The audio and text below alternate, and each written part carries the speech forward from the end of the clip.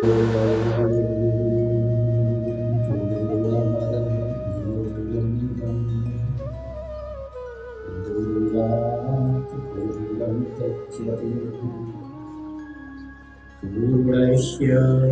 पूर्णमादाय पूर्णमेवावशिष्यते।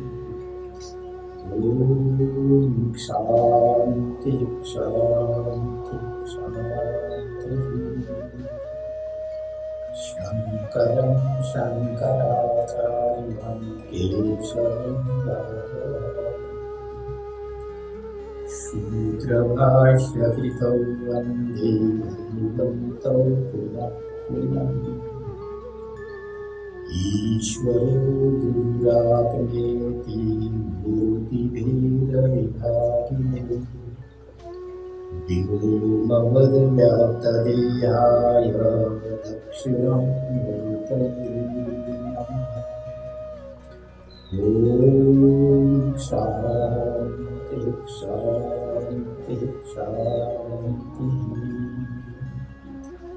देवी प्रपन्नार्तिहरे प्रसीद प्रसीद मातर्जगतोऽखिलस्य प्रसीद विश्वेश्वरि पाहि विश्वं त्वमीश्वरी देवी चराचरस्य। या देवी सर्वभूतेषु बुद्धिरूपेण संस्थिता नमस्तस्यै नमस्तस्यै नमस्तस्यै नमो नमः। सच्चिदानन्दरूपाय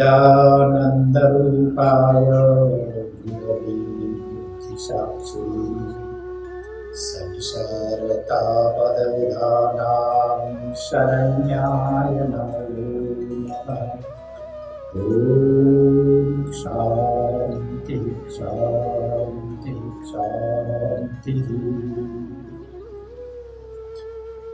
चतुर्दिक्षु चतुर्वेदैः मूर्तिपदभिरधिष्ठितं कोटिसूर्यप्रतीकाशं चन्द्रकोटिसुशीतलं विद्युत्कोटिसमानाभमरुणं तत्परं महं नैव चोर्ध्वं अपि नियच्च न मध्ये परिजग्रभत्।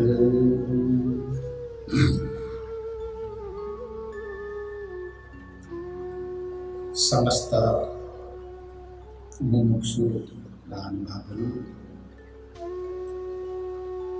हामीले श्रीमद्देवी भागवत अन्तर्गतको देवी गीतमा विचार गरिरहेका छौँ। हिजोदेखि विचार चलिरहेको छ। साक्षात जगज्जननी भगवती महामायाले समस्त देवताहरूलाई माध्यम बनाएर ब्रह्म विद्याको प्रस्तुत गरिरहनु भएको छ। ब्रह्म विद्याको उपदेश गरिरहनु भएको छ। जुन उपदेशले संसारका अर्थात् संसारमा भ्रमण गरिरहेका जीवात्माको परम कल्याण र परम विवेक हुन्छ। यस्तो यो गीता साक्षात जगज्जननीले नै उपदेश गरेको कारणले यसलाई देवी गीता भनेर बताइएको छ। भगवतीले सचित र आनन्द स्वरूपको व्याख्या गर्नुहुन्छ। संसारप्रविमा भ्रमण गरिरहेका जीवात्मालाई चाहिने वस्तु पनि त्यही नै हो। सत, चित र आनन्द यो ब्रह्मको लक्षण हो, आत्माको लक्षण हो। सत कालत्रयेपि तिष्ठति, जो तीनै कालमा रहिरहन्छ। भूतकाल, वर्तमान काल र भविष्यत कालमा जो अविकारी रूपमा यथास्थितिमा रहिरहन्छ त्यसलाई सत भनिन्छ। यस्तो सत शब्द आत्मादेखि अतिरिक्त कुनै पनि वस्तु, कुनै पनि विषयमा घट्न सक्दैन। त्यसैले आत्माको एक लक्षण हो सत हो। त दोस्रो लक्षण छ चित। चित भनेको ज्ञान स्वरूप। यद्यपि ज्ञान दुई प्रकारका छन्। एक व्यावहारिक ज्ञान दोस्रो पारमार्थिक ज्ञान। पारमार्थिक ज्ञान भनेको जीव र ब्रह्मको ऐक्यानुभूति गरिने ज्ञानलाई पारमार्थिक ज्ञान र यथार्थ ज्ञान भनिन्छ। जुन ज्ञानको अनुभूतिले सदाको लागि भवाटवीको अन्त्य हुन्छ त्यसलाई चित अर्थात् ज्ञान भनेर भनिन्छ। आनन्द जसको लेस नपाएसम्म, जसको आभा प्राप्त नगरेसम्म कुनै पनि जीवले अर्थात् संसारमा रहेका जीवहरूले आनन्दको अनुभूति गर्न सक्दैनन् र त्यस्तो आनन्द छ, चाहे विषयबाट आएको आनन्द होस्, चाहे ब्रह्मको चिन्तन गर्दै आएको आनन्द होस्, त्यो आनन्द भनेको आनन्द नै हो, त्यो ब्रह्म आनन्द नै हो। विषयसँग मिलेर आएको आनन्दले व्यक्तिलाई सुख दिँदैन, यति मात्रै फरक छ। साधनाद्वारा ब्रह्म विचार ब्रह्म चिन्तनद्वारा आएको जुन आनन्द छ यो स्थायी आनन्द हो। यो आनन्दले जीवात्मालाई सदाको लागि सुखी बनाउँछ। अनि विषयसँग संयोजित भएर आएको जुन आनन्द छ त्यो आनन्द दुखी हुन्छ र त्यसले दुःख र कष्ट प्रदान गरेको। र भगवती महामायाले उपदेश गर्न खोजेको जुन आनन्द छ यो आनन्द भनेको ब्रह्मानन्द हो, आत्मानन्द हो, अलौकिक आनन्द हो। जुन आनन्दको अनुभूति गरिसकेपछि सारा जीवहरू कृतकृत्य हुन्छन् र स्वयं भगवती महामायाले सच्चित र आनन्द र यसको उपदेश गर्नुभएको छ जीवहरूको लागि। प्रसङ्ग चलिरहेको छ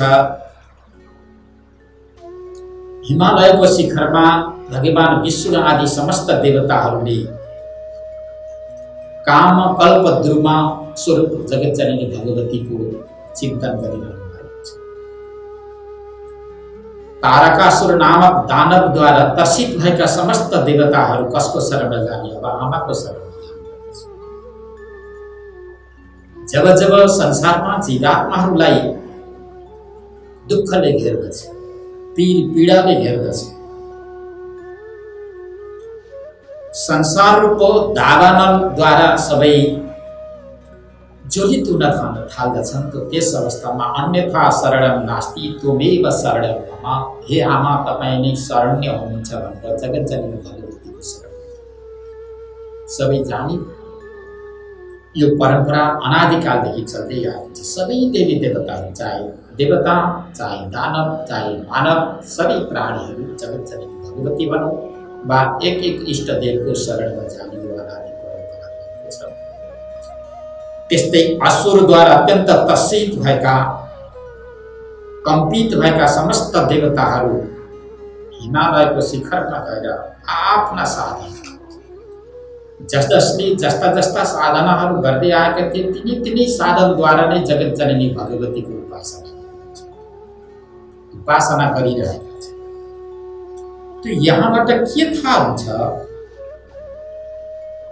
यदि अलौकिक शक्तिसँग सम्बन्ध उपस्थापित गर्ने कसैको इच्छा छ वा कुनै जीवको इच्छा छ, कुनै जिज्ञासु मुमुक्षुले जिज्ञासा प्रकट गर्न चाहन्छन् भने उनीहरू एकान्तमा जानुपर्दछ।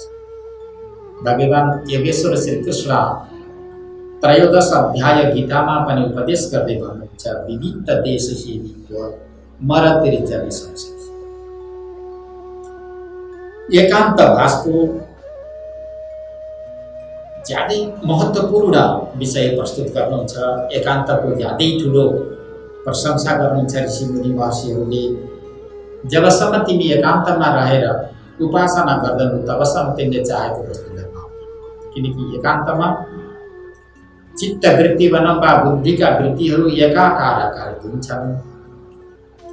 एकाकाराकारित भएका बुद्धिका वृत्तिद्वारा यदि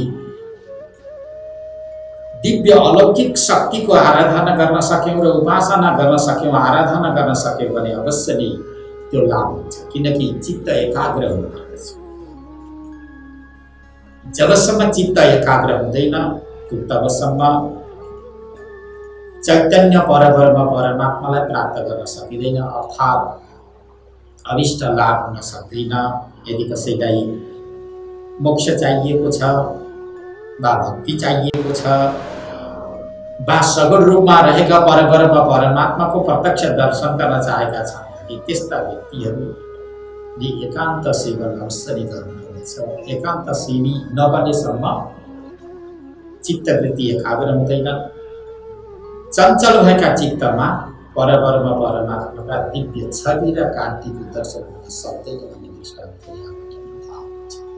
यो ज्ञानका साधन मध्येमा विविध देश छैन, किनकि जनसमूहमा बस्दा चित्त विचलित हुन्छ, संसर्ग दोष पनि हुन्छ। संसर्ग दोषको कारणले गर्दा बुद्धिका वा चित्तका वृत्तिहरूमा विचलितता आउँछ। विचलित भएका बुद्धिका वृत्तिद्वारा अभिष्ट लाभ अभिष्ट वस्तुलाई सिद्ध गर्न नसकिने भएको हुँदा एकान्तमा जानु पर्दो रहेछ भन्ने दृष्टान्त पनि हिमालयको शिखरमा स्तुति र प्रार्थना वा साधना गर्दै गरेका देवताहरूको यो दृष्टान्तद्वारा पनि हामीले बुझ्न सक्छौँ। यहाँ गएर सबै दिन आफ्ना साधनहरू जस्ता जस्ता थिए तिनी साधनलाई प्रयोग गर्दछ। त कसैले आँखा बन्द गरेर समाधिमा शक्तिको उपासना गर्छ। आँखा बन्द गरेर शरीर सीधा गरेर जगत जननी भगवतीलाई प्राप्त गर्नको लागि दिव्य अलौकिक शक्तिलाई प्राप्त गर्नको लागि कोही समाधिमा रहे। कसैले मन्त्रको जप गर्न थाले, नवाक्षरी मन्त्रमा पनि विशेष प्रकारको शक्ति हुन्छ। चञ्चले चित्तलाई अधीनस्थ गर्नको लागि, अभिष्ट वस्तुलाई सिद्ध गर्नको लागि विधिवत गुरुबाट दीक्षित भएर नवाक्षरीको मन्त्र जप गर्न थाल्यो भने त्यो मन्त्रको जपमा पनि ठुलो सिद्धि हुन्छ। मन गरे जब मन्त्रमा एकत्रित भयो भने एकत्रित भएको मनमा विशेष प्रकारको ऊर्जा र कान्ति भरिन्छ। त्यस्तो मनद्वारा अवश्य नै आफ्नो लक्ष्यलाई सिद्ध गर्न सकिन्छ। कसैले मन्त्रको जप गर्न थाले, केचित् सुप्त परा, कसैले स्तुति गर्न थाले, या श्री स्वयं सुकृति नाम भवने स्वलक्ष्मी पापात्मना हृदये सुमुक्ति। हे भगवती जगज्जननी, हजुर सर्वोपरि हुनुहुन्छ, सबैकी समष्टि माता हुनुहुन्छ। तपाईमा कर्तुम अकर्तुम अन्यथा कर्तुम यो विशेष प्रकारको शक्ति हजुरमा रहेको छ भनेर कसैले स्तुति पाठद्वारा भगवतीको उपासना गर्न थाले, त कसैले कीर्तन गर्न थाले, उच्च स्वरले मुक्त कण्ठले ताली बजाउँदै कीर्तनको रूपमा भगवती जगज्जननीको उपासना गर्न थाले, कसैले मन्त्रको जप गर्न थाले। यी विभिन्न प्रकारका आफ्ना साधनहरू जुन साधनहरूलाई उनीहरूले अपनाएका थिए ती साधनहरूलाई प्रयोग गर्दै सारा देवताहरूले स्तुति र प्रार्थना गर्दै थिए, भगवतीको उपासना गर्दै थिए। अचानक चतुर्दिक्षु चतुर्वेदैर मूर्तिमद्भिर अवेष्टितम्, त्यो एउटा देवताहरूले यसरी स्तुति र प्रार्थना गर्दै गरेका तिनीहरूको त्यो स्तुति, तिनीहरूको प्रार्थना, तिनीहरूको साधनद्वारा प्रसन्न भएकी जगज्जननी भगवतीले एउटा विशेष प्रकारको तेज प्रकट गर्दै, यस्तो तेज छ, त्यो तेज अत्यन्त अलौकिक छ। चतुर्दिक्षु चतुर्वेदै, चार दिशामा पूर्व पश्चिम उत्तर दक्षिण चारै दिशामा मूर्तिमान भएर वेदहरूले स्तुति र प्रार्थना गरिरहेका छन्। बीचमा विशेष प्रकारको शक्ति छ, तेज छ, तर त्यो तेज यस्तै हो भनेर कसैले केही भन्न सक्दैन। कोटियों सूर्यको प्रकाशभन्दा पनि अत्यन्त उज्यालो छ, विशेष प्रकारको तेज। त्यो सूर्यको तेजले फेरि परितापित होलान्, त्यो पोल्ला सूर्यको तेजले फेरि डढाउन पनि सक्छ भन्ने कसैमा सन्देह हुन सक्दछ। र यहाँ महर्षि वेदव्यासले लेख्नुहुन्छ, चन्द्र कोटि सुशीतलम, हजारौं कोटियों चन्द्रमामा जुन सुशीतलता हुन्छ, शीतलता हुन्छ, त्यस्तो शीतलता पनि जगज्जननी भगवतीको त्यो दिव्य रूपमा त्यो अमको तेजमा देखिरहेको छ। हजारौं कोटियौं विद्युत बिजुलीका छटाहरू जस्तो पनि त्यहाँ देखिएको छ। एकदमै रातो वर्ण जस्तो देखिन्छ, कता कता वर्ण अरुण वर्ण जस्तो पनि देखिएको छ। जुन तेजको माथि कहाँ छ त्यो पनि थाहा छैन। ऊर्ध्वम भनेको त्यो तेज कहाँसम्म पुगेको छ भनेर कसैले कल्पना गर्न सक्दैन। सारा देवताहरू आश्चर्यचकित भइरहेका छन्। त्यो कति फैलिएको छ दायाँ बायाँ त्यो पनि कसैले परिकल्पना गर्न सक्दैन। तल कहाँसम्म पुगेको छ त्यो तेज राशि त्यो पनि कसैले परिकल्पना गर्न सक्दैन। त यस्तो विशेष प्रकारको तेज स्तुति गरिरहेका, साधना गरिरहेका समग्र देवताहरूको बीचमा यस्तो अलौकिक तेज प्रकट भयो।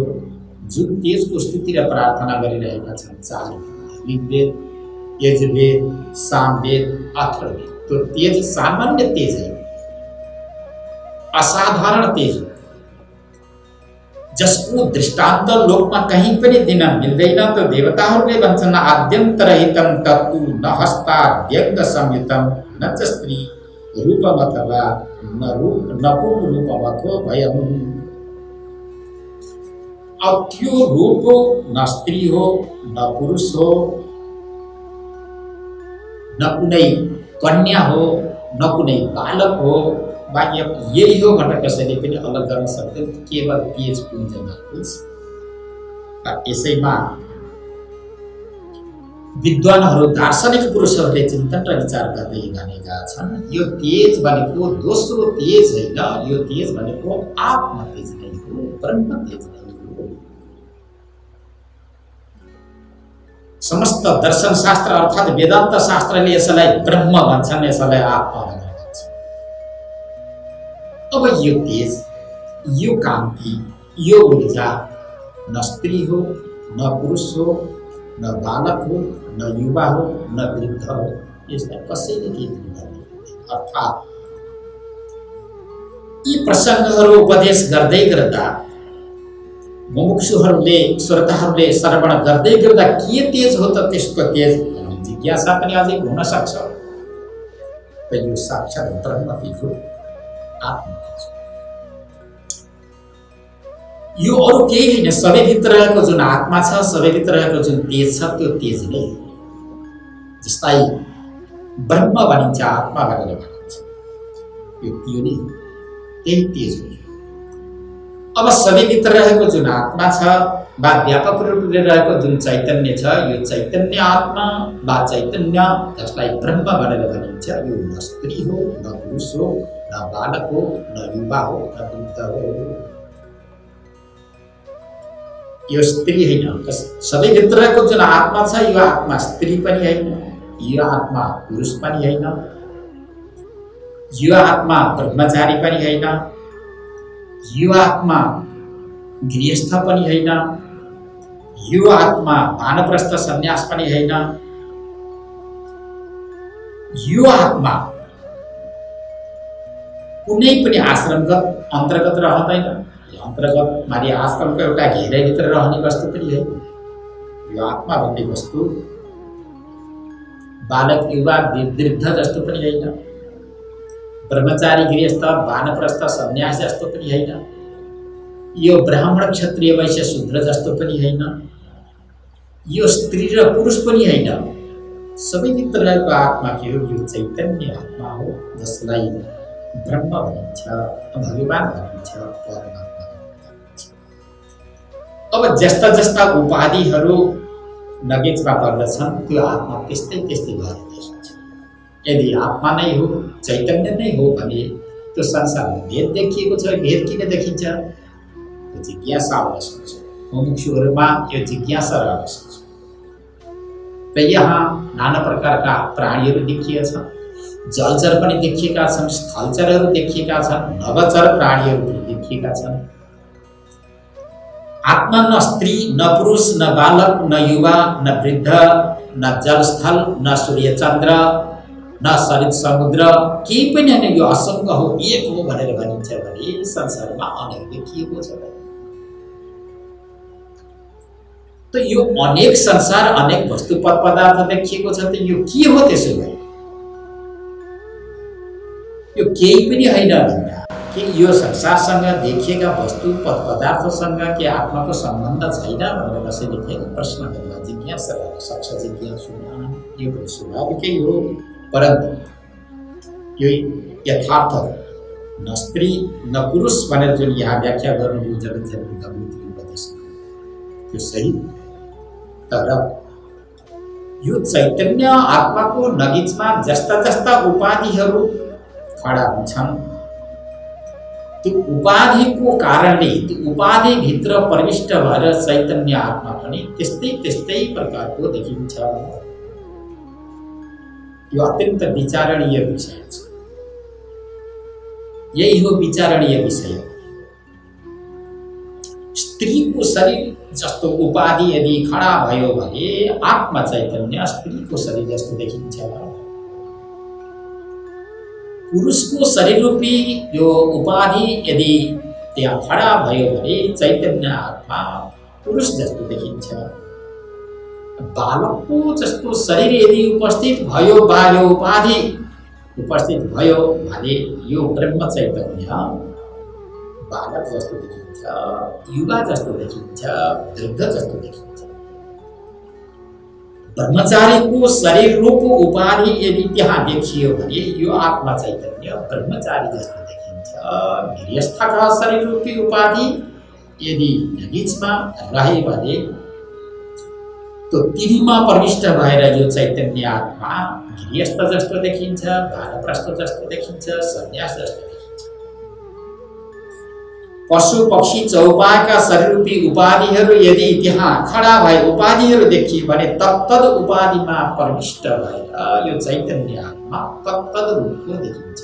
परन्तु ती सारका शरीरमा विकल आउँदा विकार विकृति आउँदा यो चैतन्य पनि विकारी होला भनेर फेरि कसैले तर्क गर्ला, शङ्का गर्ला, त्यसमा शङ्का गर्नु तर्क गर्नु अनुचित छ। त्यो चैतन्य जुन आत्मा छ यो चैतन्य आत्मा ती शरीरहरूमा विकार आउँदा आत्मा चैतन्य कदापि विकारी हुँदैन। तो त्यसभित्र रहेर पनि अलगै रहनु, जस्तो कमलका पातमा जल रहन्छ, कमलका पातमा रहेर पनि कमलका पातसँग जलको जस्तो सम्बन्ध रहँदैन, त्यस्तै प्रकारले यो चैतन्य आत्मा तत्तत शरीरसँग सम्बन्ध भए तापनि त्यो सम्माने त्यो उपाधिगत जो दोष छ उपाधिगत दोषले यो चैतन्य आत्मालाई कदापि विकारी बनाउन सक्दैन। यो अत्यन्त विचारणीय विषय छ। साधक मुमुक्षु जो जुन स्थानमा रहेर जो विचार र चिन्तन गरेका छन् त उनीहरूले यसैमा हो विशेष प्रकारको विचार गर्नुपर्ने। चैतन्य आत्मा शरीर इन्द्रिय आदिमा जो विकार र विकृतिहरू आउँछन् ती विकार विकृतिले चैतन्य आत्मालाई कदापि विकारी बनाउन सक्दैन भन्ने विषय वस्तु यहाँ थाहा हुन्छ। त्यो जगतजननी भगवतीको एउटा विशेष प्रकारको रूप त्यो त्यहाँ देखिएको छ, तेज देखिएको छ। न च स्त्री रूपम अथवा न पुं रूपम अथो वयं विद्या विधानम नेत्राणम तेषां भाषितमहि। समस्त ती देवताहरूका नजिकमा यो विशेष प्रकारको जुन तेज प्रकट भयो यही हो भनेर ती देवताहरूले केही निश्चय गर्न सकेनन्। त्यसपछि सबैका आँखा स्तब्ध। यदि चैतन्य परब्रह्म परमात्मालाई जान्नु छ, जसका दिव्य रूपको अनुभूति गर्नु छ भने सबैले आँखा बन्द गर्नुपर्छ। हृदयभित्र जब जसका रूपको चिन्तन गर्न थाल्यो भनेदेखि त्यही प्रकट हुन्छ, धेरै टाढा जानु पर्दैन छैन। आँखा बन्द गर्नुको मतलब के हो त भन्दा चित्तका वृत्तिहरू एकत्रित गर्नु, बुद्धिका वृत्तिहरूलाई एकत्रित गर्नु यसको अर्थ, यसको लक्ष्य। के आँखा खोलेर बाहिर हेर्दा बाहिर चैतन्य परमात्मा छ, भगवान छ। आँखा बन्द गरेर चिन्तन गर्दा के हृदयमा मात्र भगवानको अनुभूति हुन सक्छ, बाहिर हुँदैन? त्यस्तो होइन। साधन गर्ने अवस्थामा चित्तका वृत्तिहरूलाई अधीनस्थ गर्नको लागि हर व्यक्तिले बाहिरको दृश्यलाई बन्द गर्नुपर्छ। बाहिरको दृश्य बन्द गरिदियो भने एकाकार आकार वृत्ति हुन्छ, एकाकार वृत्ति बारेबाटै तिनै वृत्तिमा परब्रह्म परमात्माका दिव्य छविको कान्तिको दर्शन प्राप्त हुन्छ। वेदान्तशास्त्रको यो निश्चित अर्थ हो। र यसरी सारा देवताहरू पुनः धैर्य भए सीधा सरी गरेर बसे।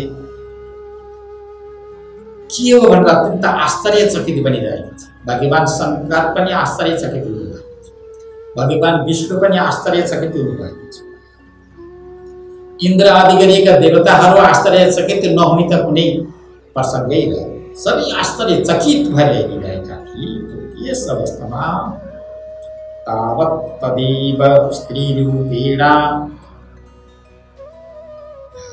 दिव्यं मनोहरम् तावत् तदेव रूपेण तदेव रूपेण। जब आश्चर्यचकित भएर उनीहरूले हेर्दै थिए, हेर्दा हेर्दैमा विचार चिन्तन गर्दै थिए, धैर्य मुद्रामा थिए। धैर्य मुद्रामा गएर थिए चिन्तन विचार गर्दै। जब उनीहरूले आँखा खोलेर हेरिरहेका थिए, आँखा खोलेर हेर्दा दिव्य स्त्रीको रूप। त्यो स्त्रीको रूप पनि कस्तो छ, बडा विचित्रको छ, दिव्य छ, कसैले हेर्न सक्दैन। ज्यादै मनमोहक छ, मनोहर छ। हर व्यक्तिको मनलाई हरण गरिदिने रूपलाई मनोहर रूपम भनेर बताइएको छ। मनोहर रूप यस्तो रूप छ कि जहाँ जसलाई हेरेपछि आँखा त्यहाँबाट बाहिर आउँछ। त कसैले पनि यहाँ तर्क गर्न सक्छन्।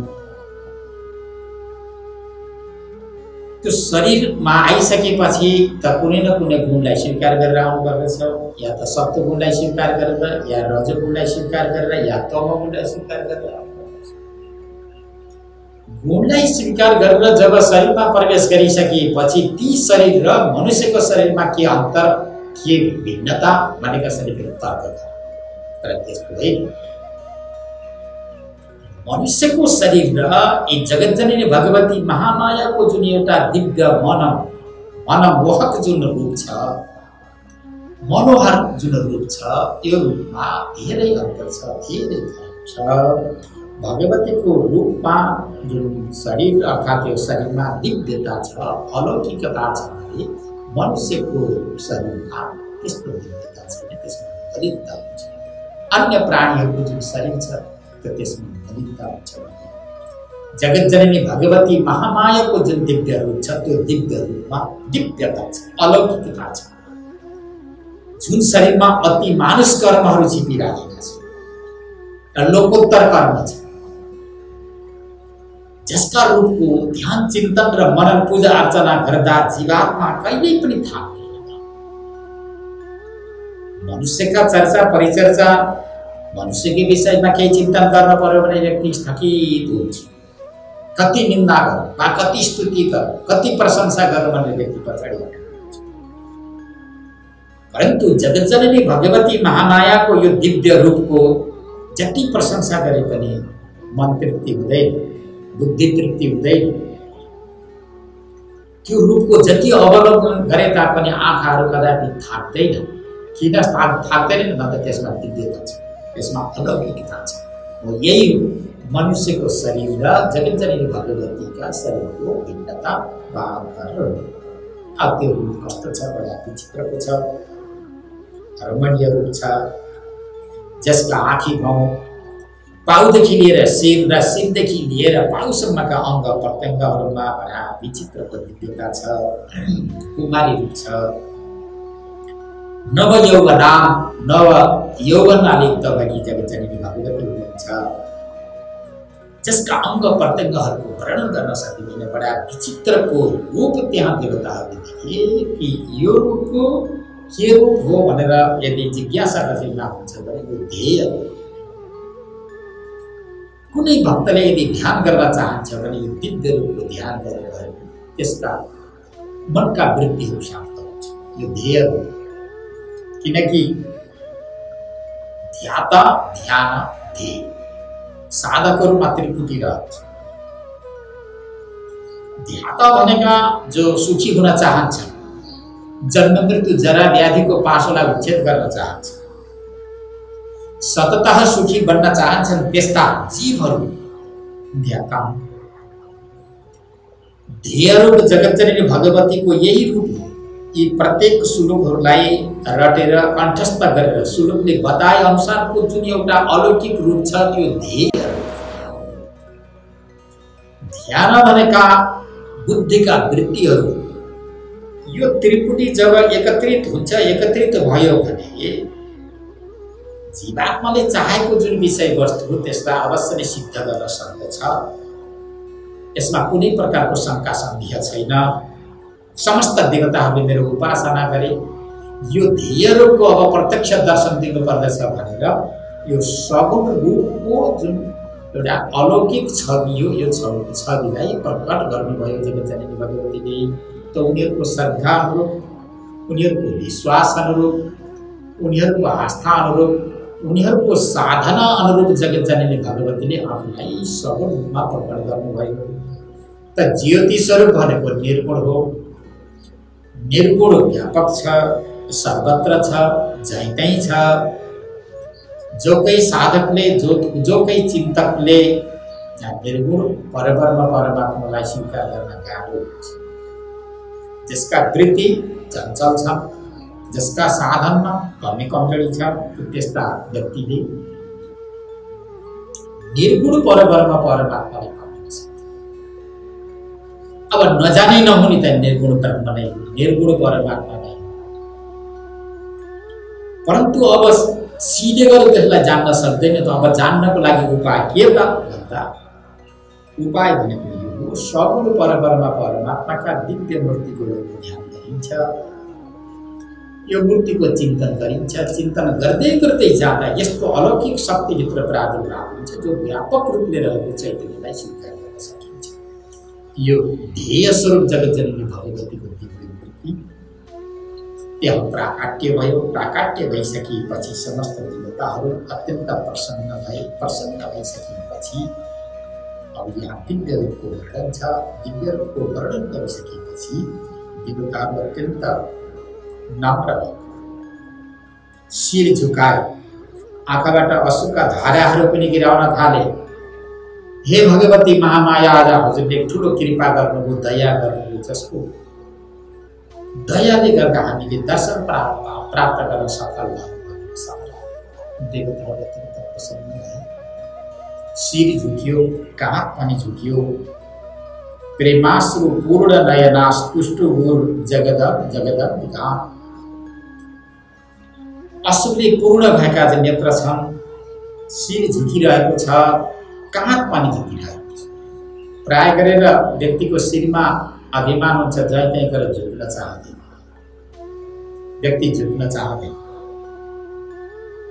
एक गर्व आएको हुन्छ, गर्वको कारणले गर्दा व्यक्ति झुक्न चाहँदैनन्, नम्र हुन चाहँदैनन्, उनीभित्र अहङ्कार दम्भ भरिएको हुन्छ। परन्तु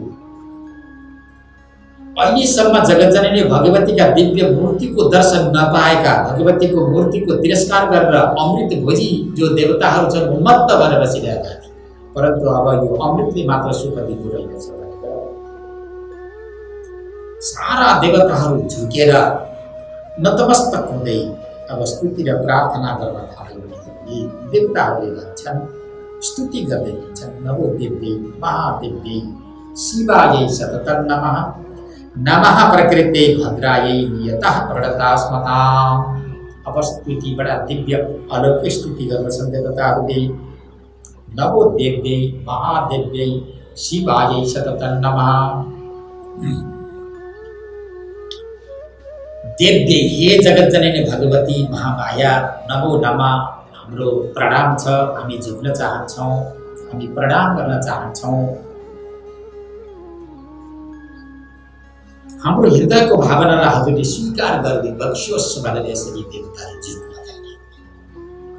अब देवी शब्द यहाँ आएको छ। यो देवी शब्दको व्युत्पत्ति दिवु धातुबाट भएको छ। दिवु धातुका धेरै अर्थहरू छन्। दिवु, क्रीडा, बिजी, दिशा, यी धेरै अर्थमा यो धातु प्रयुक्त भएको छ। परन्तु यहाँ द्योतक, ज्योत्सना, प्रकाश रूपमा यहाँ यो देवी शब्द प्रयोग गरिएको छ। त देवी भनेको के हो त भन्दा देवी भनेको प्रकाश हो। प्रकाश भनेको तेजको पुञ्ज, प्रकाश रूप भनेको ज्ञान स्वरूप। ज्ञान स्वरूप भनेको यो बाहिरको जस्तो प्रकाश होइन, कुनै विद्युतको जस्तो प्रकाश पनि होइन, यो कुनै सूर्य चन्द्रमाको जस्तो प्रकाश पनि होइन। तो यहाँ प्रकाश शब्दको अर्थ के हुन्छ? ज्ञान स्वरूप, बोध स्वरूप। यसलाई यहाँ प्रकाश शब्दले प्रयोग माने प्रकाश शब्दको प्रयोग गरिएको छ। प्रकाश भनेको ज्ञान नै हो। नहीं ज्ञानेन सदृशम पवित्रम विद्यते। भगवान श्री कृष्ण भन्नुहुन्छ यो संसार सृष्टिमा जति पनि वस्तु पदार्थहरू छन्, त ज्ञान जति पवित्र छ, ज्ञान जतिको पवित्र अरू कुनै पाइँदैन। ज्ञान ज्यादै पवित्र छ, महान छ। ज्ञान भनेको जीव र ब्रह्मको ऐक्यानुभूतिलाई नै यहाँ ज्ञान भनेर बताइएको छ। यो चान्ने चुन्ने वस्तु होइन। जीवात्माले परब्रह्म परमात्मालाई प्राप्त गर्न नसक्नुको कारणले नै यो जगत खडा भयो। जुन दिन जीवहरूले परब्रह्म परमात्मालाई प्राप्त गर्न सक्दछन्, तो त्यसपछि यो पानीको फोका जस्तो भएको असत्य संसार तत्काल कहाँ विलीन गर्न सकिन्छ। जबसम्म परब्रह्म परमात्मा प्राप्ति हुनुहुन्न तबसम्म जीवात्माका इच्छा आकांक्षा र मनोरथहरू कदापि पूर्ति हुँदैनन् भन्ने कुरा हामीले धेरै बुझाइसकेका छौँ। शास्त्रकारहरू र ऋषिमुनि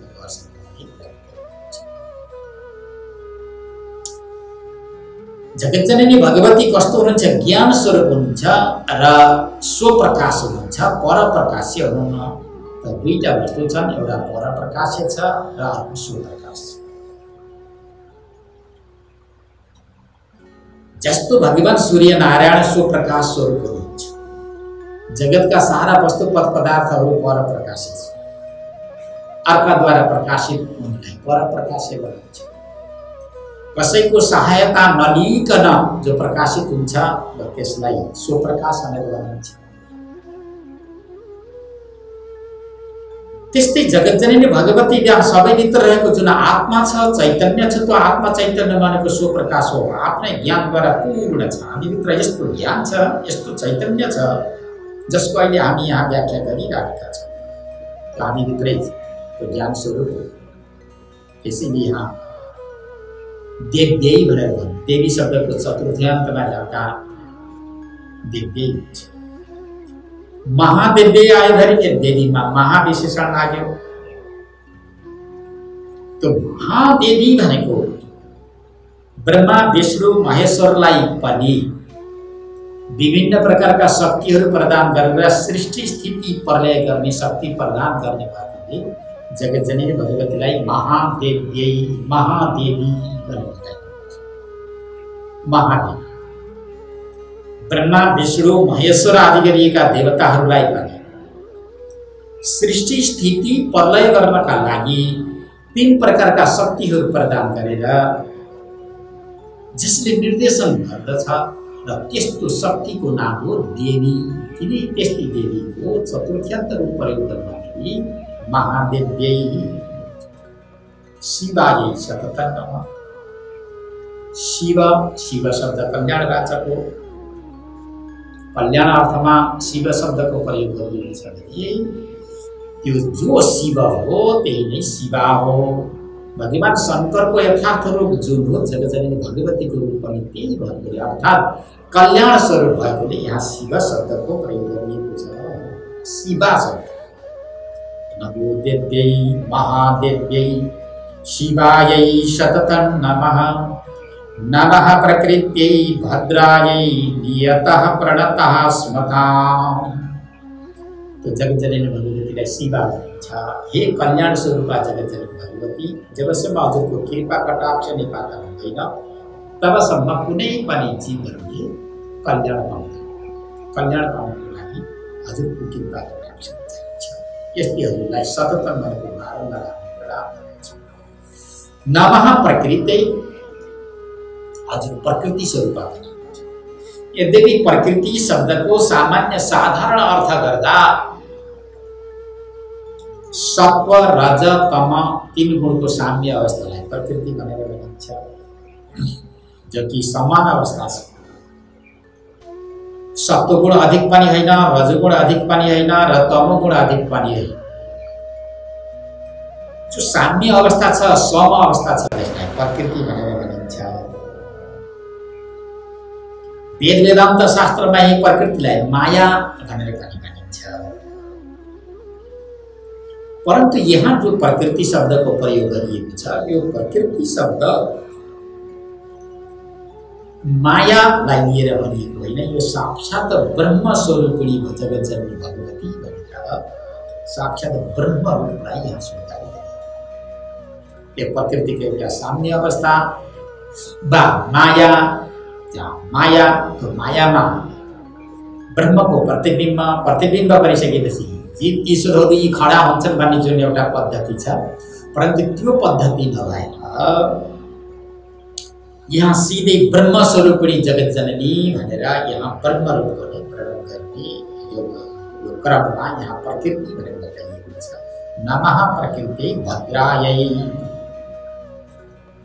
सिधै भन्दा सच्चित आनन्द स्वरूपिणी जगज्जननी भगवती भन्ने अर्थ गर्दा नै यहाँ प्रकृति शब्दको प्रयोग गरिएको छ। महर्षि वेदव्यासले यस्ता शब्दको प्रयोग गरेको छ। त भद्रायै भनेर भनिन्छ।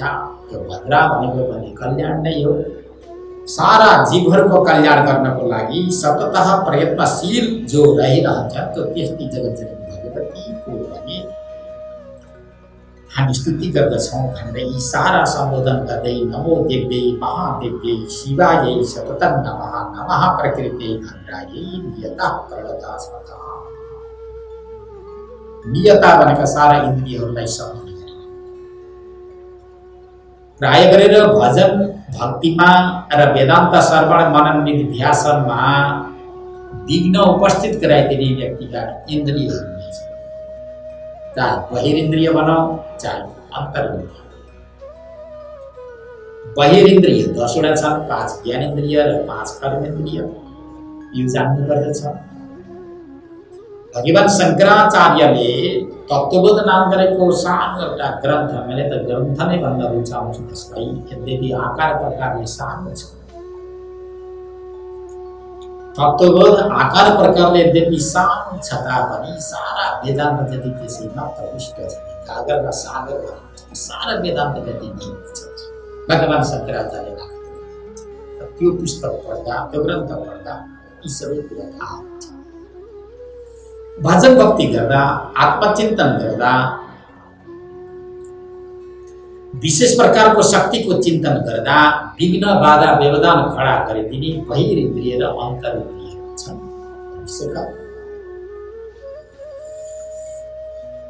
बहिरिन्द्रिय भनेका यी बाहिरका इन्द्रिय, 5 ज्ञानेन्द्रिय, 5 कर्मेन्द्रिय, श्रोत्र त्वक चक्षु रसना घ्राण यी ज्ञानेन्द्रिय हुन्, जसका विषय शब्द स्पर्श रूप रस गन्ध छन्। र 5 कर्मेन्द्रिय छन्, वाक पाणी पाद वायु उपस्थ। यी प्रत्येक इन्द्रियले प्राय गरेर जीवात्मालाई संसारतिर अर्थात् भौतिक संसारतिर खिचिरहेका हुन्छन्, आकर्षण गरिरहेका हुन्छन्। कि आँखाले खिचेको हुन्छ, कि त कानका शब्दहरूले खिचेका हुन्छन्, कि त आँखाको रूपले खिचेको हुन्छ, या त नाकको गन्धले खिचिरहेको हुन्छ, या त जिउरामा रस रहन्छ, त्यो रसले रसनेन्द्रियले खिचिरहेको हुन्छ। त्यस्तै वाक्पाणी पाद पाई उपस्थ यी कर्मेन्द्रिय छन्। यी कर्मेन्द्रियका पनि एक विषयले बाहिर खिच्नुको कारणले गर्दा भक्तिमा विघ्न पर्दछ, ज्ञान विचार चिन्तनमा पनि विघ्न उपस्थित हुन्छ। विभिन्न प्रकारका साधन गरौँ भने ती साधनबाट यिनीहरूले वञ्चित गरिदिन्छ। त्यसैले यी बहिरिन्द्रियलाई पनि अधीनस्थ गर्नको लागि पनि यहाँ सङ्केत छ। र अन्तरिन्द्रिय भनेको मन हो। हर व्यक्तिको मन अत्यन्त चञ्चल छ। चञ्चलम हि मनः कृष्ण परमार्थी बलवत्रियं तस्याः विग्रहं वायोरिव सुदुष्करं भनेर अर्जुनले प्रश्न गर्दै जान्छन् भगवान अत्यन्त चञ्चल भएको मन यो मनले तपाईद्वारा उपदिष्ट जुन योग छ यो योगलाई स्वीकार गर्न सक्दैन भगवान मेरो हृदय काँपिरहेको छ भनेर अर्जुनले भन्छ। मनमा जब विकार र विकृति आउन थाले बुद्धिका वृत्तिहरू विचलित हुन थाले भने हामीले आफ्नो लक्ष्यलाई सिद्ध गर्न सक्दैनौँ, भ्रष्ट हुन्छ। लक्ष्य सिद्ध गर्नु भनेको भगवानलाई जान्नु हो, आत्माका दिव्य रूपको अनुभूति गर्नु।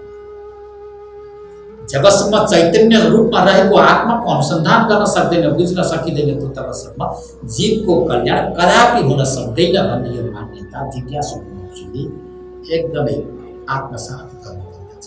त्यसैले नियता प्रणतास्मता एकदमै इन्द्रियहरूलाई अधीनस्थ गरेर सारा देवताहरूले प्रणाम गर्न थाले। जगज्जननी भगवती को स्तुति गर्दै भन्छन् तामग्नि वर्णाम तपसा ज्वलन्तीं वैरोचनीं कर्म फलेषु जुष्टां दुर्गां देवीं शरणमहं प्रपद्ये सुतरसी तरसे नमः। देवताहरू नतमस्तक हुँदै स्तुति गर्दछन्। स्तुति किन गरिन्छ भनेर वाणी पवित्र गर्नु।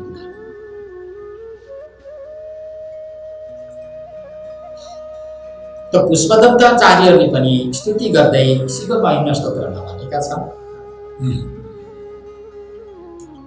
ई मेरी ममत्वयतां वाणीं गुणकथन पुण्येन भवतः पुनामित्यार्थेऽस्मिन् पूर्वमथन बुद्धिर्गतसिता भनेर यसरी स्तुति गर्दै भनेका छन्। बडा सुन्दर कारिका प्रस्तुत गरेका छन्। भगवान शङ्कर हजुरको स्तुति र प्रार्थना गर्नमा किन लागिरहेको छ? पाण्डित्यपन प्रदर्शन गर्नको लागि होइन, सारा दुनियाँको निन्दा र स्तुति गर्दा गर्दै अपवित्र भएकी मेरी वाणीलाई पवित्र गरौँ भन्ने उद्देश्यले मैले हजुरको स्तुति र प्रार्थना प्रारम्भ गरिरहेको छु भनेर पुष्पदत्ताचार्यले स्तुति र प्रार्थना गरेका छन्। आफ्नो भित्रको भावलाई प्रकट गरेका छन्। त्यस्तै यहाँ देवताहरूले पनि भन्छन् तामग्नि वर्णाम तपसा अग्निको जस्तो प्रकाश रातो वर्णको। किनकि यहाँ असुरहरूलाई अन्त्य गर्नु छ, देवताहरूलाई अनुग्रह गर्नु छ। रजगुणलाई स्वीकार गरेर जगज्जननी भगवती यहाँ उपस्थित भएको कारणले ती असुरहरूलाई दमन गर्नुपर्ने भएकोले यहाँ रक्त वर्ण धारण गर्नु भएको छ। त्यो रजगुणको प्रतीक हो भनेर बताइएको छ। तपसा ज्वलन्तीं, तपसा भनेको विशेष प्रकारको ज्ञान रूपी ज्योतिद्वारा अत्यन्त प्रज्वलित भएकी। ज्वलन्ती भनेको बडा उज्जवल छ जसको ज्ञानद्वारा। अन्य वस्तु पदार्थद्वारा कुनै पनि व्यक्ति ठुलो हुन सक्दैन। सांसारिक दृष्टिमा धन सम्पत्तिद्वारा पद पदार्थद्वारा केही ठुलो यशस्वी भए जस्तो पनि देखिएला, परन्तु श्रुति स्मृतिहरूले शिष्ट महापुरुषहरूले वैभवद्वारा जुन प्राप्त गरिएको जुन विशेष प्रकारको जुन तेज हो त्यो तेजलाई तेज भनेर भन्छ। यिनीहरूले यसलाई स्वीकार गरेका छन् जो ज्ञानद्वारा जो अत्यन्त ओजस्वी छ, तेजस्वी छ, प्रज्वलित छ, हो त्यो तेजलाई नै विशेष प्रकारको तेज भनेर बताएका छन्। ज्ञानद्वारा जसको ऊर्जा शक्ति र कान्ति अत्यन्त विशेष प्रकारको छ। वैरोचनी भनेको साक्षात परब्रह्म परमात्मा स्वरूपिणी हुनुहुन्छ भनेर कर्म फलेषु जुष्टां, कर्मको फल प्राप्त गर्ने उद्देश्यले जुन देवताहरू यहाँ जुटिरहेका छन् र यहाँ अब विशेष प्रकारको चिन्तन पनि हुन्छ। कर्म फलेषु जुष्टां, कर्मको फल प्रदान गर्ने पनि जगज्जननी भगवती महामाया हुनुहुन्छ। किनकि जब यजमानले यज्ञ गर्दछ, ब्राह्मणहरूले यज्ञ गराउँदछ, यज्ञ सीमित समयको लागि प्रारम्भ गरिएको हुन्छ। यज्ञको अवधि समाप्ति भयो भने यज्ञलाई पूर्ण गरिन्छ। यज्ञ पूर्ण भइसकेपछि यज्ञबाट प्राप्त भएको जुन फल छ त्यो फल कहाँ रहन्छ त? स्वर्ग काम हो यजेत। स्वर्ग काम माने जानको लागि यदि कसैले यज्ञ अनुष्ठान गरेका छन् भने स्वर्ग प्राप्ति उद्देश्यले प्राप्त गरेको माने प्रारम्भ गरेको यज्ञ त त्यही समाप्ति हुन्छ, पूर्णाहुति हुन्छ। त त्यो फल कहाँ छन्, त्यो कसले फल प्रदान गर्दछ त? त्यो भोग्नको लागि स्वर्ग नै जानु पर्यो। त्यो स्वर्ग जान माने जान्जेरीसम्म वा शरीर परित्याग नगरीसम्म स्वर्ग गइदिन। स्वर्ग नगएसम्म त्यो फलको उपभोग नहुने भयो। त्यो स्वर्गमा गएर त्यो फल उपस्थित कसैले गराइदिन्छ? त्यो यज्ञ त त्यो समाप्ति भइसकेको छ। यज्ञ गर्ने जुन शरीर पनि त्यहाँ समाप्ति भइसकेको छ। त त्यो फल कसले प्रदान गर्ने, कसले सुरक्षित साथ राखिदिने? सौगातको रूपमा तेरो फल यो हो, तैँले यो भोग्नु पर्दछ भनेर सौगातको रूपमा कसैले लिएर अगाडि टकाइदिने? यहाँ धेरै चर्चा परिचर्चा छ, यो दार्शनिक विचार छ। अब यो विचारमा धेरै जाउँ भने हामी अगाडि बढ्न सक्दैनौँ। पुष्पदन्ताचार्यले पनि यही बताउनु भएको छ, कर्तौ सुप्ते जाग्रत त्वमसि फलयोगी कर्तुमतां को कर्म परध्वस्तं फलते पुरुषाराधनामृते भनेर यसरी स्तुति र प्रार्थना गरेका छन्। भगवान कर्तौ सुप्ते भनेको प्रारम्भ गरिएको यज्ञ समाप्ति भइसकेपछि त्यो कर्मको फल प्रदान गर्नको लागि हजुर सदैव जागृत नै हुनुहुन्छ। तपाईँ जागा बनिरहनुहुन्छ। त्यो तपाईँप्रति जुन श्रद्धा र भक्ति आस्था प्रकट गरिरहेका जुन भक्तहरूले हजुरलाई नै देखेर यज्ञ अगाडि गर्दछन्, किनकि कर्मको फलदाता प्रदाता भगवान शङ्कर नै हुनुहुन्छ, अर्थात् ईश्वर हुनुहुन्छ भन्ने यो आस्था राख्दै त्यो कर्म समाप्ति भइरहेको अर्थात् त्यो यज्ञ समाप्ति भएको घडीमा त्यो त्यहाँबाट उत्पन्न भएको जुन फल छ त्यो फल कसले प्रदान गर्छ? हजुरले नै प्रदान गर्नुहुन्छ भनेर त्यो हजुरलाई देखेर सबैले यज्ञ प्रारम्भ गर्दछन्। त्यो यज्ञबाट उत्पन्न हुने जुन फल छ त्यो यज्ञ स्वरूप नै हजुर नै हुनुहुन्छ। यज्ञ स्वरूप हजुर भएकोले त्यो कर्मद्वारा उत्पन्न हुने जुन फल छ त्यो फल हजुरले नै सुरक्षित साथ राखिदिनुहुन्छ। अनि त्यसपछि यथा समयमा जीवहरूलाई उपलब्ध गराइदिनुहुन्छ भनेर पुष्पदन्ताचार्यले कर्तौ सुप्ते जाग्रत त्वमसि फलयोगी कर्तुमतां भनेर त्यो यज्ञ गर्ने जो याज्ञिकहरू छन् त त्यसलाई कर्मको फल प्रदान गर्ने हजुर नै हुनुहुन्छ भनेर त्यहाँ स्तुति गरे अनुसार यहाँ पनि कर्म फली सुजुष्ट। त्यो कर्मको फल प्राप्ति उद्देश्यले त्यो सेवामा वा स्तुतिमा जुटिरहेका जुन समस्त देवताहरू छन् त्यस्ता देवताहरूलाई कर्मको फल प्रदान गर्नको लागि जगतजननी भगवती महामाया पनि सदैव तयारी गरिरहनुहुन्छ। दुर्गाम देवीं शरणमहं प्रपद्ये। हे जगतजननी भगवती, तपाईँ दुर्गा हुनुहुन्छ। दुर्गा भनेको कष्टसाध्य तपश्चर्याद्वारा जसलाई जान्न सकिन्छ त्यस्तै जगतजननी भगवती महामायाको नाम दुर्गा। सामान्य रूपले होइन, ये सांसारिक व्यवहार गरे जस्तो होइ जगतजननी भगवती महामायाका दिव्य रूपको अनुभूति गर्नु छ, अलौकिक शक्तिलाई स्वीकार गर्नु छ भने कष्टसाध्य तपश्चर्या गर्नुपर्छ। आहारमा शुद्धि, विचारमा शुद्धि, चिन्तनमा शुद्धि, विभिन्न प्रकारका कर्ममा शुद्धि भएन भने ती व्यक्तिले अवश्य नै जगतजननी भगवती महामायालाई जान्न कदापि सक्दैन। त्यसैले हे भगवती महामाया नमः, तपाईँ यो संसारबाट सारा प्राणीहरूलाई तार्नको लागि तयार हुनुहुन्छ, सक्षम हुनुहुन्छ। सक्षम यस्तै भगवती जगतजननीको हामी शरणमा पर्दछौँ। स्तुति प्रार्थना गर्दै सारा दिन कर्म गरिरहेका छौँ। नमो विराट स्वरूप पिण्डै नमः सूत्रात्मकृतै नमो व्याकृत रूप पिण्डै नमः श्री कर्मकृतै। हे भगवती महामाया, तपाईँ विराट रूप स्वरूपमा हुनुहुन्छ। यो सारा विश्व ब्रह्माण्ड यहाँ जे जति देखिएको छ यो हजुरकै विवर्त रूप, किनकि यो विश्व ब्रह्माण्ड पनि हजुरदेखि अतिरिक्त हुन सक्दैन। हजुरलाई छोडेर हजुरदेखि बाह्य रूपमा यो जगत पनि रहन सक्दैन, हुन पनि हो। यो सारा विश्व ब्रह्माण्डमा गुप्त रूपले जगतजननी भगवती महामाया रहनुहुन्छ, अर्थात् परब्रह्म परमात्मा रहेको छ। यहाँ भगवतीको रूपमा जुन वर्णन गरिएको छ, वेदान्त शास्त्रले ब्रह्मको रूपमा पनि उही तत्त्वको प्रतिपादन गरिएको छ। यहाँ ब्रह्म तत्त्व र देवी तत्त्वमा कुनै प्रकारको अन्तर देखिएको छैन। यहाँ देवी तत्त्वको रूपमा समस्त देवी देवताहरूले ब्रह्म तत्त्वको यहाँ प्रशंसा गरिरहेका छन्। त्यो सगुणमा रहेकी जगतजननी भगवती का रूपको यहाँ वर्णन गर्दै भन्छन् कि नमो विराट स्वरूपिण्यै नमः सूत्रात्मा वरुतये। हे भगवती, तपाईँ विराट स्वरूप हुनुहुन्छ। यो सारा विश्व ब्रह्माण्डमा तपाईँ विश्व तश्चक्षुरुत विश्व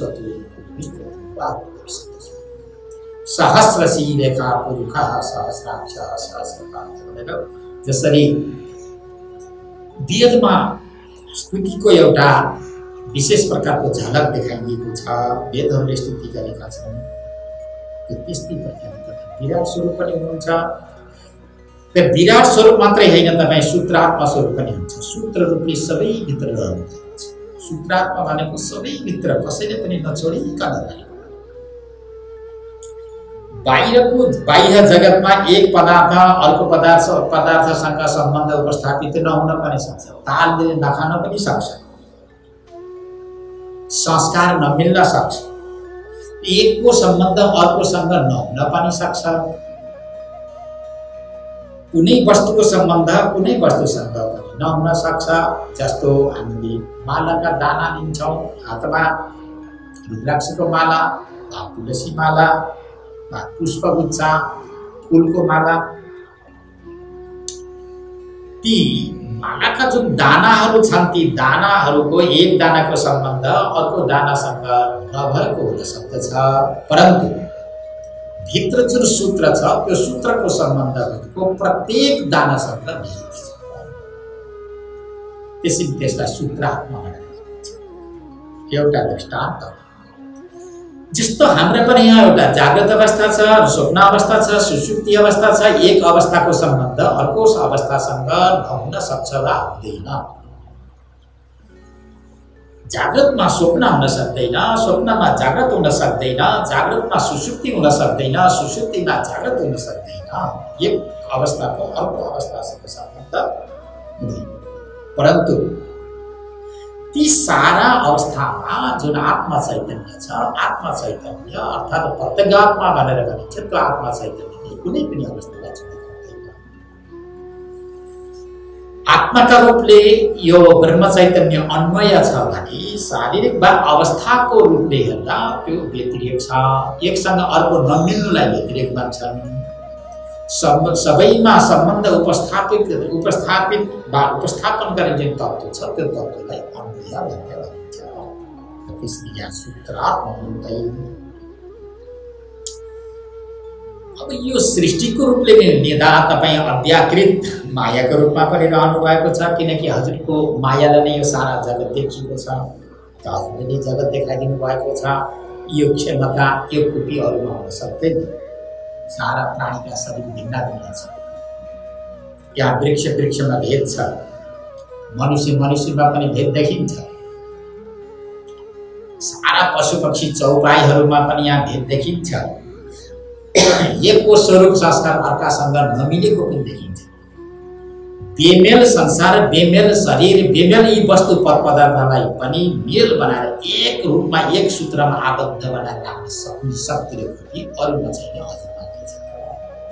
अव्याकृत स्वरूप नाम तपाईँ अव्याकृत रूप पनि हुन्छ। तपाईँलाई आत्मा भुवनेश्वरी भनेर पनि बताइएको छ। नमो व्याकृत रूपिण्यै नमः श्री ब्रह्मभूतये। त्यसो भए यथार्थ भन्नुपर्दा तपाईँ ब्रह्म रूपा हुनुहुन्छ, जो ध्यान अवस्थित तद्गतेन मनसा पश्यन्ति यस्यान्तं न विदु सुरासुरगणा देवाय तस्मै नमः भनेर यसरी स्तुति र प्रार्थना पनि गरिएको छ। यदज्ञान जगद भाति। अब यथार्थ रूपको यहाँ वर्णन गर्दै भन्नुहुन्छ वेदव्यासले। यस्तो रूपको जुन यहाँ प्रस्तुत गर्नुहुन्छ, यद अज्ञानात् जगद भाति, जसको अज्ञानले जगत भाति बनेको देखिन्छ। यद ज्ञानात् जगत भाति बडा विशेष रूपमा यहाँबाट देखिन्छ। जसको अज्ञानले जसलाई नजान्नाले जगत देखिन्छ। रज्जु सर्प छर्गाले डोरीको अज्ञानले जसरी सर्प देखिन्छ छ डोरी देखिन्छ सर्प। यद अज्ञानात् जगत भाति यो जगत किन देखिएको छ, वैचित्रताले युक्त भएको जगत कहाँ किन देखिएको छ, जसलाई असत्य पनि भनेर भनिन्छ, नाशवान पनि भनेर भनिन्छ। त यो जगत यदि नाशवान नै हो भने देखिन्छ किन भनेर यहाँ प्रश्न गरिएको थियो। यद अज्ञानात् जसको अज्ञानले जसलाई नजान्ने जसका रूपको अनुभूति नगर्ने जगत देखिन्छ। त्यो दृष्टान्तको रूपमा भनिन्छ रज्जु सर्प सर्गादि।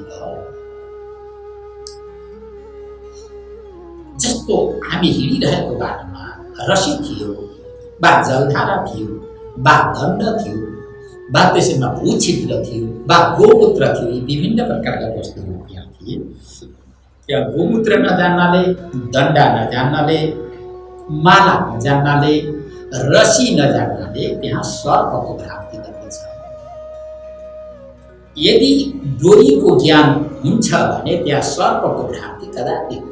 जसरी त्यस्तै प्रकारले हे भगवती महामाया यदि हजुरका दिव्य रूपको अनुभूति हुन्छ, ब्रह्मस्वरूपिणी हजुरका रूपको यदि अनुभूति हुन्छ भने जगतको त्यहाँ गन्ध पनि रहँदैन। जबसम्म तपाईँको रूपको अनुभूति हुँदैन तबसम्म जगतले प्रश्रय पाएको हुन्छ, जगतले इज्जत प्रतिष्ठा पाएको हुन्छ। यदि हजुरका दिव्य रूपको अनुभूति भयो भने जगतले कदापि मान्यता पाउँदैन, तत्काल जगत उडेर जान्छ अर्थात् हृदयबाट उडेर जान्छ। यस ज्ञानालयमाप्नोति नुमस्तां भुवनेश्वरी। हे भगवती जसको रूपको अनुभूति हुँदा बित्तिकै जगत तत्काल उडेर जान्छ। कहाँ जान्छ भन्नु सकिँदैन। जसरी कपुर उडेर जान्छ, हिङ उडेर जान्छ, त्यो त्यस्तै प्रकारले यो सारा विश्व ब्रह्माण्ड तपाईँलाई जान्दा बित्तिकै दुःखमय संसार कहाँ उडेर जान्छ भन्न सकिँदैन। त्यस बेलामा कुनै कल्पना परिकल्पना गर्न पनि सकिँदैन। मस्तत पद लक्ष्यार्थ चिदेक रसरूपिणी अखण्डानन्द रूपान्तां वेद तात्पर्य भूमिकां पंचकोशातिरिक्तां तां अवस्थात्रय साक्षिणीं पुनस्त्वं पद लक्ष्यार्थ प्रत्यगात्मा स्वरूपिणीं। अब यहाँ विशेष रूपको वर्णन गर्नु यो बडा दार्शनिक अर्थ छ। अब यसकै चिन्तन विचार गर्दै जाउँ भने लामो समयसम्म धेरै समयको अपेक्षा हुन्छ। हे जगतजननी भगवती तत्पद र त्वम पद दुई पद छन्। तत्पदले ईश्वरलाई जनाउँछ, त्वम पदले सन्निकटवर्ती जीवात्मालाई जनाउँछ। तपाईँ कस्तो हुनुहुन्छ भन्दा तत्पद र त्वम पदको वाच्यार्थ होइन लक्ष्यार्थ हुनुहुन्छ। यो तत्पद र त्वम पदका वाच्यार्थ र लक्ष्यार्थ यी दुई प्रकारका वस्तु हुन्छ। तो तपाईँ के हुनुहुन्छ भनेको वाच्यार्थ होइन, तपाईँ लक्ष्यार्थ। हाम्रो श्रुतिमा वेदमा 4 महावाक्य छन्।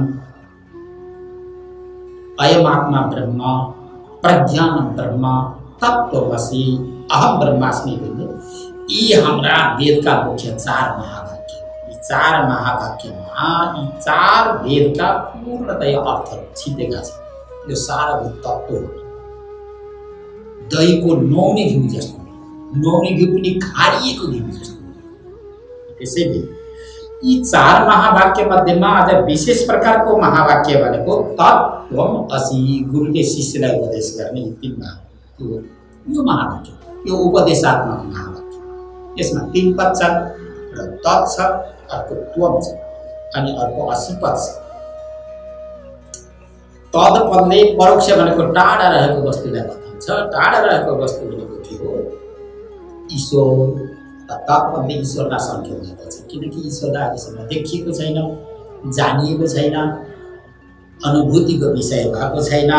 त्यसैले यहाँ परोक्ष मानिएको छ। यद्यपि अपरोक्ष त हो, भए तापनि साधन कमी हुनुको कारणले अहिले तत्पदद्वारा यो कुरा जान्नमा आउँछ कि परोक्ष रूपमा रहेको छ, अहिलेसम्म अनुभूतिको विषय बन्न सकेको छैन। त्यसैले तत्पदद्वारा ईश्वरलाई प्रतिपादन गरिन्छ भने तोम पदद्वारा सन्निकटवर्ती भनेको नजिक तोम पददेखि यसलाई केलाई जनाउँछ? तोम पदले जीवात्मालाई जनाउँछ। जीवात्मा अनुभवमा आएको छ, हर्ष शोक कर्तृत्व भोक्तृत्व सारा व्यवहारमा सुखी दुखी म हाँसेको छु, उठेको छु, बसेको छु, हिँडिरहेको छु, खाइरहेको छु, बोलिरहेको छु, देखिरहेको छु, यो सारा व्यवहार कहाँबाट हुन्छ? जीवबाट भइरहेको छ।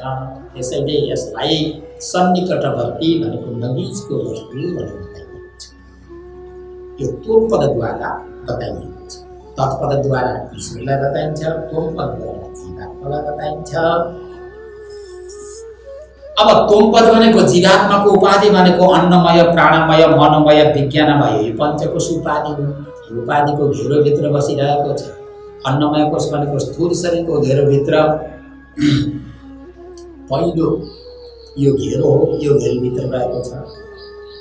दोस्रो घेरो छ प्राणमय कोश, त्यो प्राणभित्र लुकोटिएको छ। त्यसपछि मनोमय, विज्ञानमय, आनन्दमय, यो पाञ्चभौतिक शरीर नै यो जीवात्माको के छ? उपाधि छ। यसैमा यसको आग्रह छ। अब ईश्वरको उपाधि भनेको माया हो। ईश्वरको उपाधि माया, जीवको उपाधि भनेको अविद्या भनौँ वा पञ्चकोश भनौँ।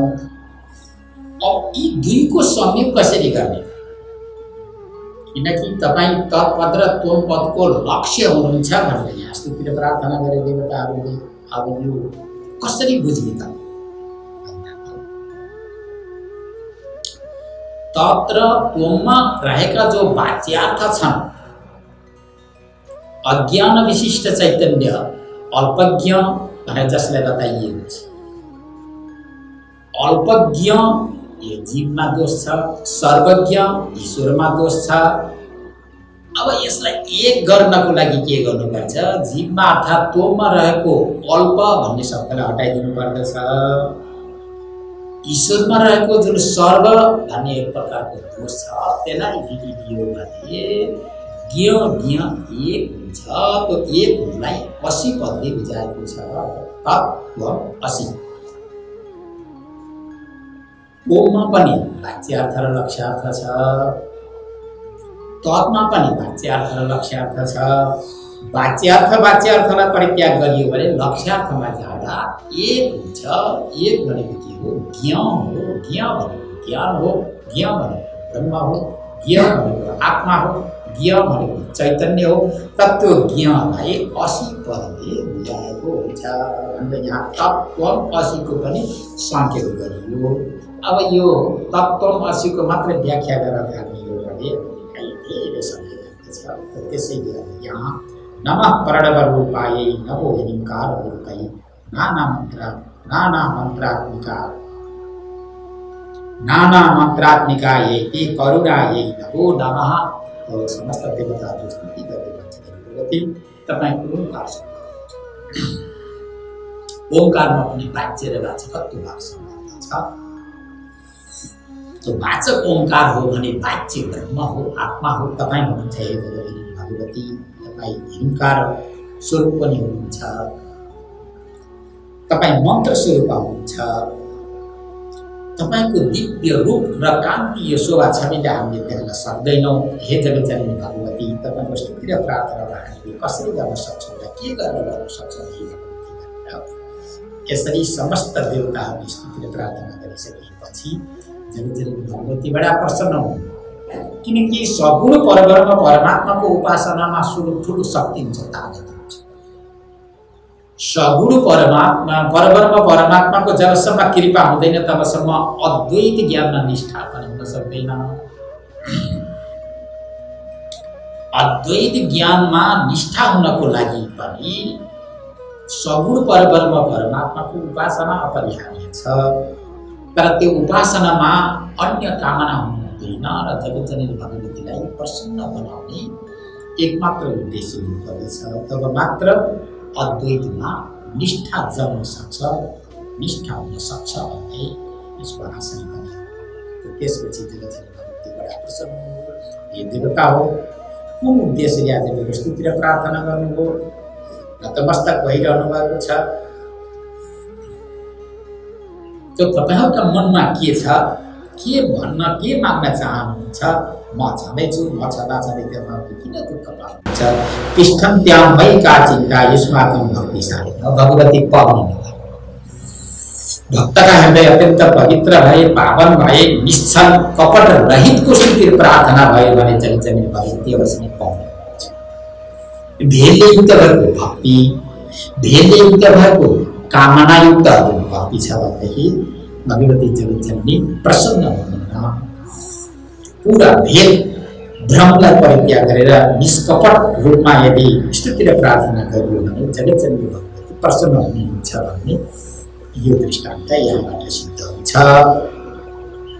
त त्यसपछि अब के छ इच्छा, मनोवाञ्छा के छ भनेर सारा देवताहरूलाई सम्बोधन गर्दै जगतजननी भगवतीले यसरी सोधिसकेपछि सारा देवताहरूले भन्छन्, हे भगवती नाज्ञातं किञ्चिदप्यत्र भवत्यास्ति जगत्त्रयी सर्वज्ञेया सर्वसाक्षी रूपिण्या परमेश्वरी। भगवती हजुरमा छिटोको केही दिन हामीभित्र जुन भाव छ, जुन उद्देश्यले यहाँ आएका छौँ, जुन उद्देश्यले आज हामी यो हिम शिखरमा आएर स्तुति र प्रार्थना गरिरहेका छौँ, यो हजुरले जान्नुहुन्छ। यसमा कुनै पनि अब सन्देह छैन। भगवती अब अहिले तारकासुर नाम गरेको यो दानवले हामी सबैलाई दुःख दिएको छ, त्राही त्राही बनाइरहेको छ। हामी अत्यन्त संकुचित बनेका छौँ।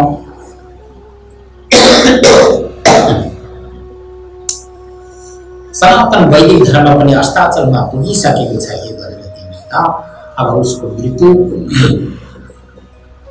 बडा विचित्रको छ, जसले समस्त देवी देवताहरूलाई पनि स्थानभ्रष्ट गराइसकेको छ।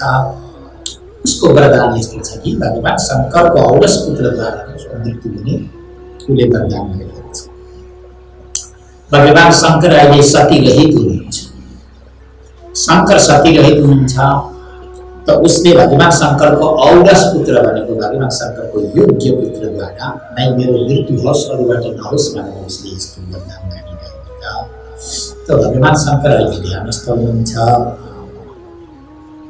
तो सतीको शरीर छुटिसकेको छ। त यो अवस्थामा अब हामी रहने कसरी, बस्ने कसरी, धर्मको रक्षा गर्ने कसरी, हामीले हाम्रो लोकको रक्षा गर्ने कसरी? हे भगवती महामाया, अब हामी यही पीडाद्वारा पीडित छौँ भनेर सर्वदा चरणाम्बुजे भक्ति स्यात् तव निश्चल प्रार्थनीय विदं मुख्य अपरं देहये तदे। अब एउटा प्रसङ्ग त यो हो। अर्को अब विशेष प्रकारको प्रसङ्ग, हजुरका चरणारविन्दमा हाम्रो भक्ति सबैका लागि होस्। यो आशीर्वाद दियोस्। हामीले जुन समय, जुन जे जस्तो अवस्थामा चाहे पनि त्यो अवस्थामा हजुरका चरणारविन्दको प्रति प्रीति, सेवा, भक्ति, जागृति भइरहोस्। कुनै अवस्थामा पनि हाम्रो चित्तले हजुरका चरणमा नछुटोस्। हजुरको चरणलाई परित्याग गरेर हाम्रो चित्त स्वतन्त्र रूपमा कदापि सञ्चलन नभइयोस्। हे भगवती अम्मा, हामीलाई सधैँ भक्ति दिनुहोस् भनेर मुख्य रूपमा यहाँ भक्ति माग्ने देवताहरूले गौण रूपमा अब तारकासुरलाई छँदै थियो। अशुभको वध गर्न चाहिरहेका छन्। त्यो ठिक हो। दार्शनिक रूपमा तारकासुर नाम गरेको दानवले सारा देवी देवताहरूलाई सतायो र त्यो असुर वधका लागि समस्त देवताहरू जगतजननी भगवतीको शरणमा गए। अब भगवतीले यहाँ उपाय दिँदै भने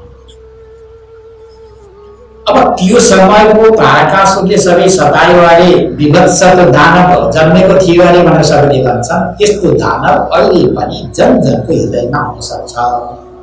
तारकासुर नाम गरेको दानव राक्षस भनेको अहंकार, धन सम्पत्ति, इष्ट मित्र, कुल कुटुम्बलाई लिएर गर्ने जुन अभिमान हो, जो अहंकार हो, यसलाई तारकासुर नाम गरेको असुर भनेर जो पनि दानव हो, यो पनि राक्षस हो।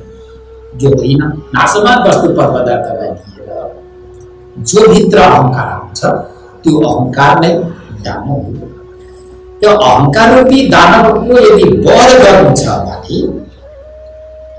विशेष प्रकारको शक्तिको आराधना गर्नुपर्छ, ज्ञान शक्तिको आराधना गर्नुपर्छ। जबसम्म ज्ञान शक्तिको आराधना हुँदैन तबसम्म त्यो दानव त्यो राक्षसको मृत्यु हुँदैन। मखामो मैलामो सुखशैलरामो जमगरु मबाचु मैनाचु अरु सब गरु यस प्रकारको भावना भित्रले पनि दान यो पनि राक्षस पूर्ण राक्षस लोभ राक्षस दम्भ राक्षस। प्रत्येक व्यक्ति भित्र एक एक दाना हुन्छ। त्यो समयमा त एउटा तारकासुर मात्रै दानव थियो, अहिले जन जनको हृदयमा विभिन्न प्रकारका दानव राक्षस हुनुहुन्छ। ती समस्त दानवहरूलाई अन्त्य गर्नको लागि विशेष प्रकारको शक्तिको शरणमा जानु अनिवार्यता छ। जगज्जननीको शरणमा जानु अनिवार्यता छ। उहाँको शरणमा गयो भने भित्रका तर्क वितर्क कुतर्क अशास्त्रीय बुझतीको अवश्य अन्त्य हुनेछ। यो दार्शनिक अर्थ हो। त्यसपछि जगज्जननी भगवती महामाया हुन्छ। ल ठिक छ, तपाईहरुको मैले सबै बुझिसकेँ, तपाईहरुको मनोभावना मलाई थाहा भयो।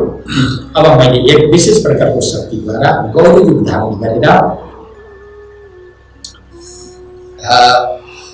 हिमालयको गर्भबाट मेरो जन्म हुनेछ र ती गौरी नाम गरेकी कन्यालाई तुरुन्तै भगवान शङ्करलाई वरदान गर्नु।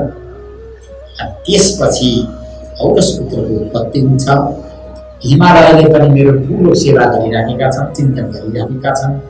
म प्रति उनको पनि श्रद्धा भक्ति र निष्ठा ठुलो छ र उनको मनोरथलाई पनि मैले पूर्ण गरिदिएको छ र उनीको गर्भबाट गौरीको रूपमा म अवश्य नै जन्म लिनेछु। अनि त्यसपछि तिनीहरूको मनोरथ पूरा हुनेछ भनेर जगज्जननी भगवतीले उत्तर दिइसकेपछि सारा देवताहरू प्रसन्न भए। तत्त क्षेत्रमा गए अनि हिमालयले बडा स्तुति गर्दै प्रार्थना गर्दै, हे भगवती म आज अत्यन्त प्रसन्न भए, आज मेरो इज्जत बढाइदिनु भयो, मान बढाइदिनु भयो, प्रतिष्ठा बढाइदिनु भयो। मेरा पितृपितामहले त्यस्तो पुण्य पर्य कर्म के गरेछ जसको कारणले आज मेरो गर्भबाट तपाईको जन्म हुने भयो। कता कता सङ्कोच लागेको छ, लाज लागेको छ। हजुरलाई जन्ममा सक्ने त्यस्तो ठुलो श्रद्धा भक्ति निष्ठा त मेरो सायद केही भए जस्तो लाग्दैन र पनि हजुरले विश्वास गर्नुभयो, अत्यन्त भाग्यशाली छु। अब मेरो तिनै लोकमा कीर्ति प्रकाश फर्काउने गरौँ। हे आमा, म नतमस्तक हुन चाहन्छु, म प्रणाम गर्न चाहन्छु। अब यतिले मात्र हुँदैन। हे भगवती, अब मलाई तत्त्व ज्ञान दिनुहोस्, तत्त्वको उपदेश गर्नुहोस्। तत्त्वको उपदेश भनेको विशेष प्रकारको उपदेश, जुन तत्त्वको उपदेशलाई ज्ञानको उपदेश भनेर भनिन्छ। त अब सारा वेदान्तको सारभूत तत्त्व जे होस्, त्यो जो छ त्यस्तो वेदान्तको सारभूत तत्त्वको उपदेश गर्नुहोस्। सर्व वेदान्त सिद्धं च तद्रूपं विहीन तथापि। सारा योगको सारभूत तत्त्व, भक्ति योगको सारभूत तत्त्व, ज्ञान योगको सारभूत तत्त्व, वेद वेदान्त शास्त्रको जो अन्तिम निचोड अर्थ छ त्यो निचोड अर्थको उपदेश गरिबस्योस्, जसद्वारा म अत्यन्त कृतकृत्य हुन सक्ने र अन्य देवताहरू पनि कृतकृत्य हुन सकुन्।